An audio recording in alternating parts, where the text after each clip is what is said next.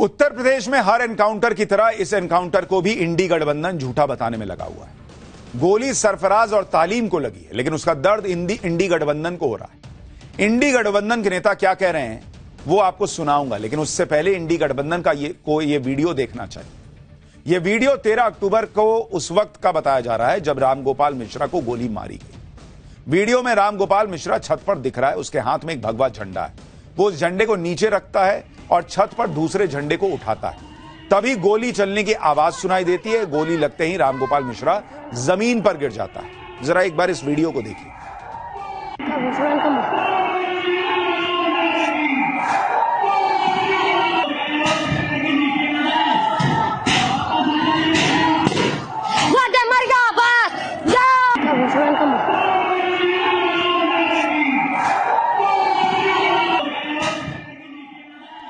इस वीडियो को देखने के बाद तो सारी बात ही खत्म हो जाती है। वीडियो में साफ दिख रहा है कि रामगोपाल मिश्रा छत पर आया, लेकिन वो निहत्था था, वो किसी पर हमला नहीं कर रहा था।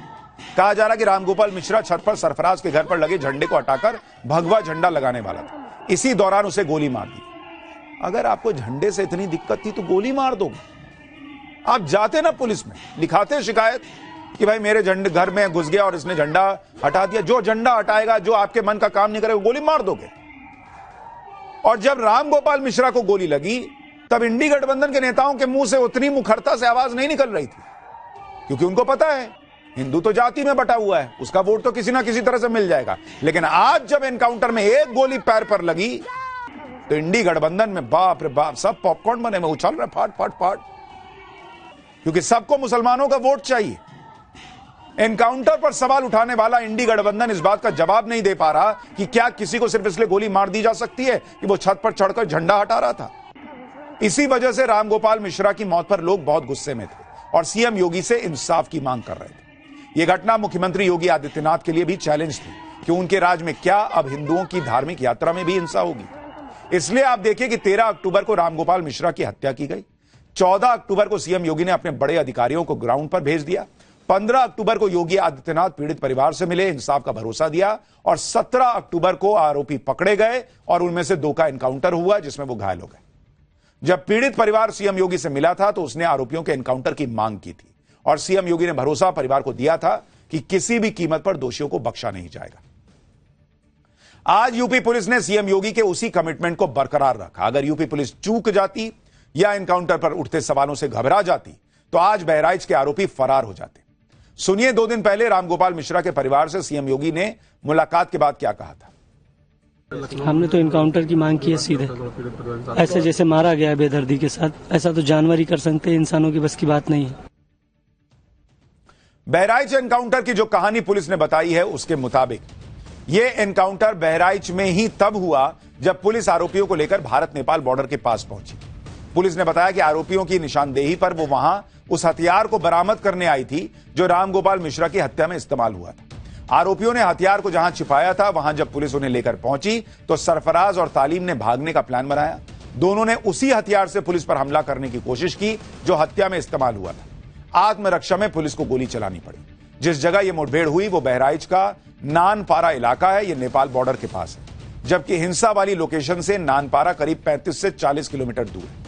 एक बार सुनिए बहराइच की एसपी वृंदा शुक्ला ने इस एनकाउंटर के बारे में क्या बताया। दोनों को गोली लगी है, ये घायल हुए हैं, इनको उपचार के लिए पहुंचा दिया गया है और जो अन्य 3 अभियुक्त हैं उनको भी हमने हिरासत में ले लिया गया है। आज 5 को औपचारिक रूप से गिरफ्तार किया गया है। सभी के खिलाफ ठोस कार्रवाई की जाएगी। रासुका की कार्रवाई भी जल्द इनके विरुद्ध अमल में लाई जाएगी और अन्य जो अभियुक्त हैं उनकी तलाश भी जारी है। हमारी टीम्स ग्राउंड पे लगी हुई है। बहराइच हिंसा में सरफराज का पकड़ा जाना पुलिस की बड़ी कामयाबी। हिंसा की पूरी स्क्रिप्ट में कौन कौन शामिल था यह सामने आ सकेगा। दुर्गा विसर्जन के जुलूस पर हमले की प्लानिंग क्या पहले से थी, अब यह भी खुलासा हो पाएगा। रामगोपाल मिश्रा को झंडा बदलने के लिए गोली ही क्यों मारी, इसकी इनसाइड स्टोरी भी पता चलेगी। यह भी खुलासा हो पाएगा कि क्या बहराइच में रामगोपाल को मारने के पीछे बड़ा दंगा भड़काने की साजिश तो नहीं थी। यूपी पुलिस की गिरफ्त में आया सरफराज अब यह राज खोलेगा कि धार्मिक यात्रा के दौरान उसकी छत पर पहले से पत्थर और रॉड डंडे कहां से आए थे। बहराइच कांड में जो बाकी नामजद आरोपी फरार हैं वो भी अब जल्द पकड़े जा सकेंगे, ये उम्मीद जगी। बहराइच में रामगोपाल मिश्रा की हत्या और उसके बाद भड़की हिंसा में यूपी पुलिस अब तक 57 आरोपियों को अरेस्ट कर चुकी है। 13 एफआईआर हुई है। यूपी पुलिस इस मामले में बेहद सख्त एक्शन ले रही है। इस मामले में अफवाह फैलाने वाले, साजिश रचने वाले और आरोपियों को शरण देने वाले सभी पर एनएसए के तहत कार्रवाई हो जाएगी। बहराइच एनकाउंटर में ठीक वैसी ही राजनीति भी शुरू हो गई है जैसे हर एनकाउंटर के बाद होती, क्योंकि इंडी गठबंधन तो हर एनकाउंटर पर सबसे पहले आरोपी की जाति और धर्म ढूंढने लगता है। बहराइच एनकाउंटर में जिन आरोपियों को पकड़ा गया वो अखिलेश यादव के वोट बैंक से जुड़े हैं, इसलिए समाजवादी पार्टी तुरंत एक्टिव हो गई। अखिलेश यादव ने कहा कि यूपी सरकार अपनी नाकामी छिपाने के लिए एनकाउंटर कर रही है, एनकाउंटर से डराया जा रहा है। सुनिए जरा अखिलेश यादव। और फिर ये इनकाउंटर, हाफ इनकाउंटर ये डराने के लिए हैं। आप मुझसे ना नाम बताते ना कुछ बताते, तब भी मैं कह सकता था कि इनकाउंटर किसका किया इन्होंने। इनकाउंटर करना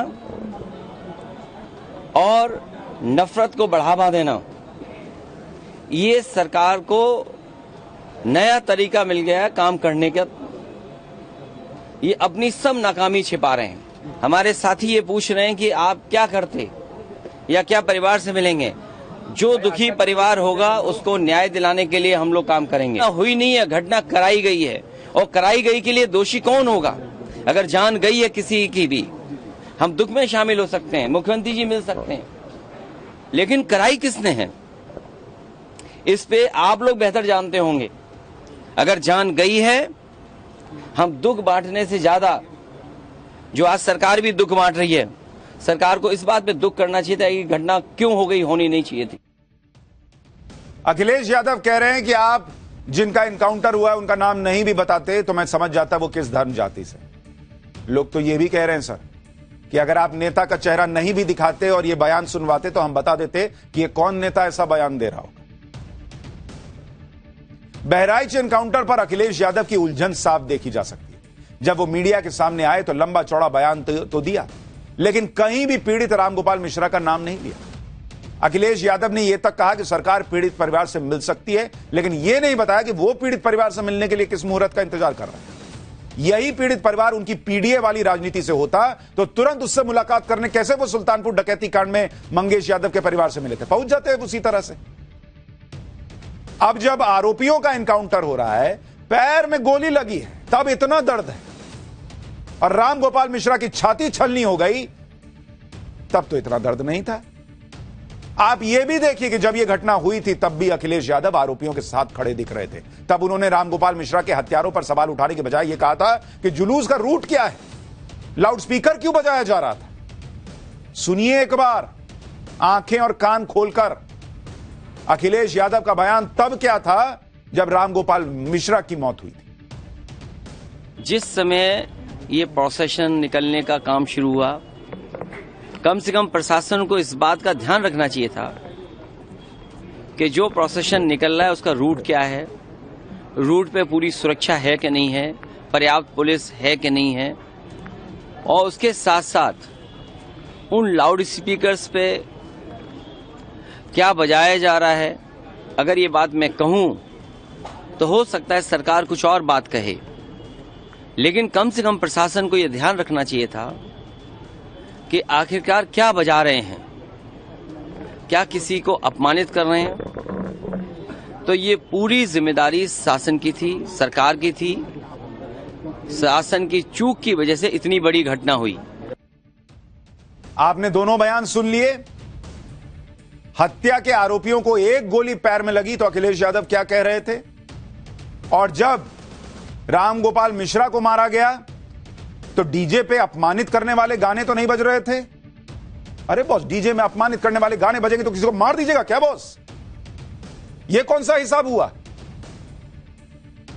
नेता चुनाव की भाषा समझते, नेता वोट की भाषा समझते हैं, और इसलिए रामगोपाल मिश्रा की मौत पर अगर नेताओं को दुख नहीं होता है तो उसके लिए जिम्मेदार वो हिंदू वोट है जो जाति में बढ़ता है। नेताओं को भरोसा है कुछ भी करेंगे, कुछ भी इनके लिए बोलो ना बोलो, ये तो जाति में बढ़ के वोट देंगे, लेकिन जहां बल्क में वोटिंग होती है उसके लिए खड़े होने के लिए लाइन लग जाती है।